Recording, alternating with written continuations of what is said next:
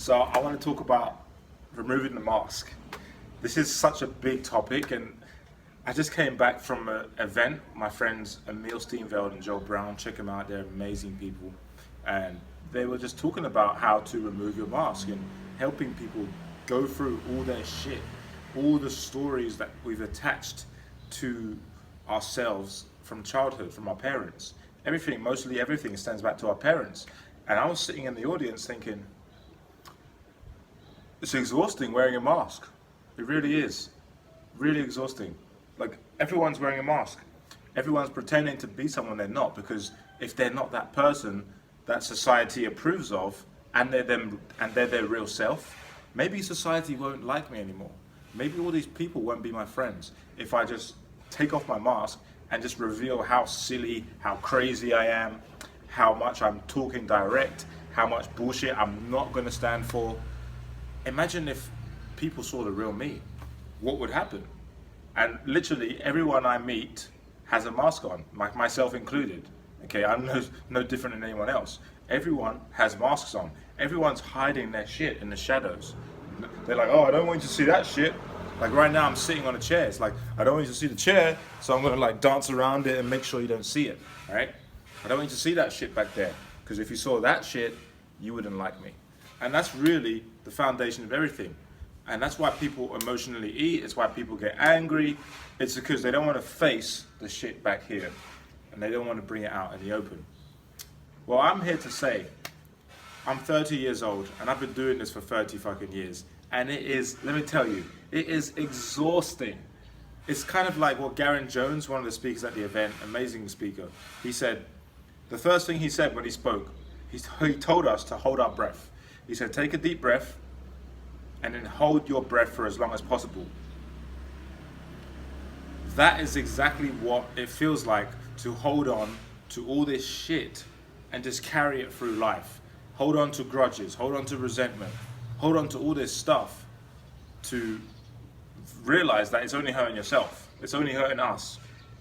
And that was a really good analogy for me to realize how exhausting it is to hide the real me from the world out of fear of being rejected, out of fear of not being accepted. So I want to pose a question to you. What kind of stuff are you hiding? Because I'm no different to you. I'm a human being. I'm hiding shit too. But this is my mechanism of unhiding all the shit, right? Because we're all born equal. We're all born the same, right? But then we surround ourselves with all these layers of bullshit because we see how society accepts us. We see what society doesn't accept. So we decide to put on this mask of, oh, if I'm too vulnerable, maybe people won't like me. So I'm just gonna hide that. Oh, if I voice what I really think, maybe people won't like me. So I'm just gonna hide that. I'm just gonna suppress all of these feelings that I'm feeling and hope that nothing happens. Well, for every action, there's an equal and opposite reaction. So when I'm suppressing all these stuff over here, it's ultimately going to show up in some crazy way. If you suppress anger, if you just keep it inside of yourself, you don't get angry, there's going to come a time where you're going to just lose it. You're going to just blow your top off, and you're going to get really angry. Okay, and that's what happens to most people. That's why most people drink alcohol, because they're just drowning their sorrows. It's like we don't know how to deal with our emotions, so we seek external things to numb the pain. Drugs, alcohol, food. We don't know how to deal with the emotions of sadness, anger, depression, loneliness. So we start drinking, we start eating to feel the need of those emotions, but it doesn't last, right? It's a vicious cycle. It's like Emil's mom, she's a psychologist, and she said, we live in a society, a not enough society.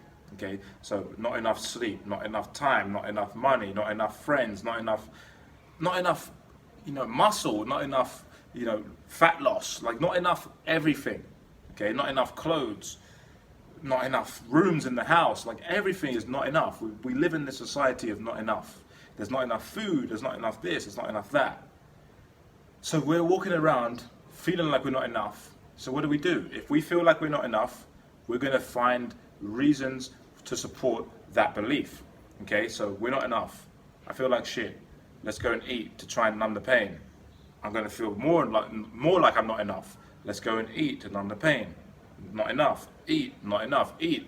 And then all of a sudden you pack on 50 pounds in 1 year and you have no idea how it happened, but you're in this vicious cycle of not feeling like you're enough. And for me, I don't feel like I'm enough, for example, in relationships. Like, what if I break up with this lady? What if I break up with her? That gives me proof that I'm not enough because I wasn't enough to keep her in my life. See how we play these stories in our minds?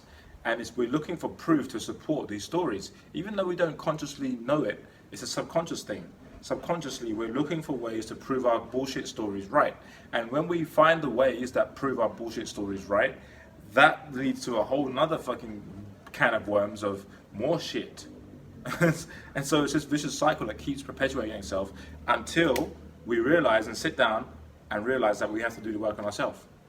We have to unprogram and unfuck ourselves and remove these layers that we've placed on ourselves to remove the shield, remove the mask that we've so expertly become good at wearing and really projecting out to the world, because it's protecting us from getting hurt. If we have a mask, if we have a shield, we're protecting ourselves, keeping people at arm's length, not letting them get too close. When you get too close, I'm gonna pull some bullshit on you because you can't hurt me. If I keep you at arm's length, you can't get to my heart. And plays itself out in relationships, in friendships, in business, all walks of life. Okay, and it's interesting how, once we figure out and understand that the problem really is us. Like, we don't have to fix ourselves. We just have to remove the layers that we've placed upon ourselves, all the masks that we've worn, because we fear rejection. We fear not being accepted. Everyone just wants to be heard, seen, and understood. Okay, and if we don't feel like we can be seen, be heard, be understood, we're going to put on a mask to get those things. And that's exactly what we're doing. We're putting on masks to try and get these feelings of being understood, being loved, being heard, being seen.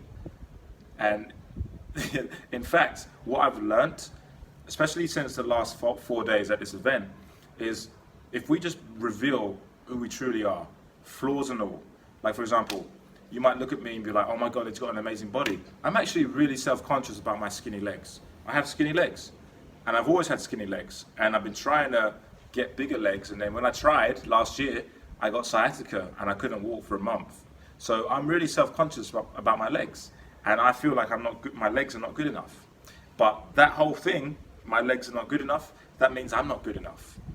I'm a trainer and I've got skinny legs. That means I'm not good enough. You see how that works? I'm telling myself all these bullshit stories that are not true. Okay, so this is how it plays out. And it's really, really important to become aware of what your weaknesses are. Like, where are you weak? Like, I'm not a strong guy all the time. Like, I'm weak in my relationships. Like, I go for submissive women because I like to feel like the man. Like, that's not really a man, And also, like, my legs, like, I'm self-conscious about my legs. And I'm self-conscious about this because, sometimes I just think, shit, man, like, you're an imposter. Like, you're teaching people how to get a better body, but you've got skinny legs. That's what I think in my head. Even though my legs are they're not that skinny, but I think that. And that's all that matters, right? It's crazy how it works.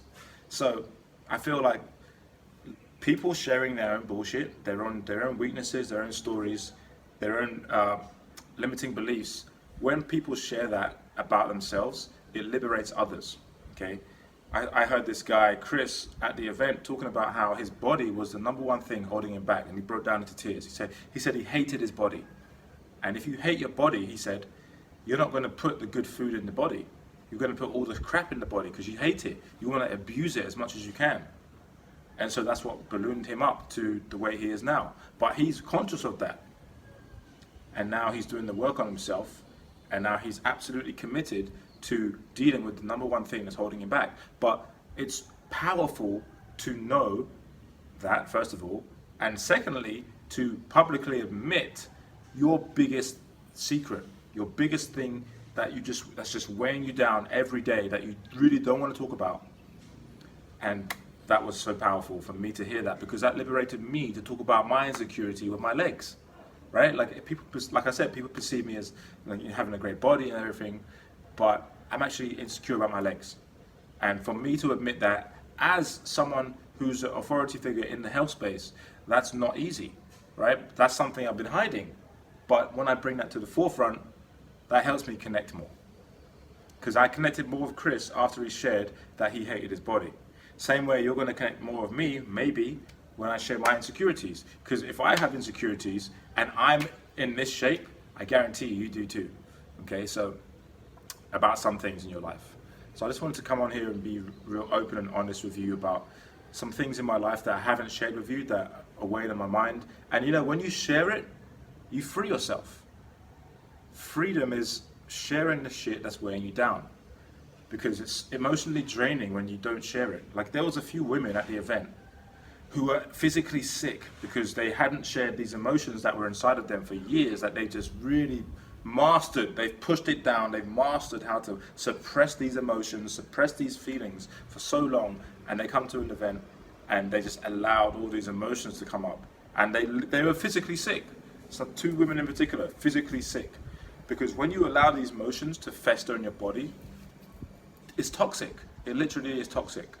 Okay, so the only way to be free is to allow and feel the emotion. Like really feel the anger. If you're angry, if you hold resentment towards someone, really feel it. And it's easier said than done to actually feel the emotion. Not think about the emotion, but actually feel it. And be angry. Feel it. Because that's the only way you're going to get through it. The only way out is through. Like, you can't go around it, you can't go over, you can't go under. The only way out is through. You got to go through the shit. There's no way out. Okay, you have to go through the shit. Okay, a lotus, it grows, it has to go through all the soil to get to the sunlight. There's no way around it. So that's what we have to do, unfortunately. Every single one of us watching this, if you're wondering why you keep attracting the same kind of partner, if your partner's the same as your parents and you don't like your parents, or you don't like certain traits about your parents, but you keep attracting that kind of, those traits in that partner, the problem is not your partners, the problem is you, the problem is me. Okay, if I keep attracting women that don't feel worthy, that don't feel good enough, that's because I don't feel good enough and I'm projecting that out to the world. So it's deep shit. Nothing will change unless you change. You're the only person that can change your results. You attract who you are. If you're a badass motherfucker and you're like, you got your shit together, you're gonna attract that level of person. If you're not, you're gonna attract who you are. So if you're experiencing issues, you attract who you are. So everyone is your mirror. Wherever you are in life right now is your school. Garen Jones said that. And that's so true. Wherever you are in life right now is your school. Life is throwing you lessons every day, teachings. And if you're not hearing it, it's going to keep getting louder and louder until boom, you got something serious to think about. So I just want to share that with you. Hope this helps. Let me know what your feedback's like. I'm just voicing, talking out loud. I didn't even plan this video, so it's all over the place. But if this resonated with you, let me know below this video, and talk to you soon. Bye for now.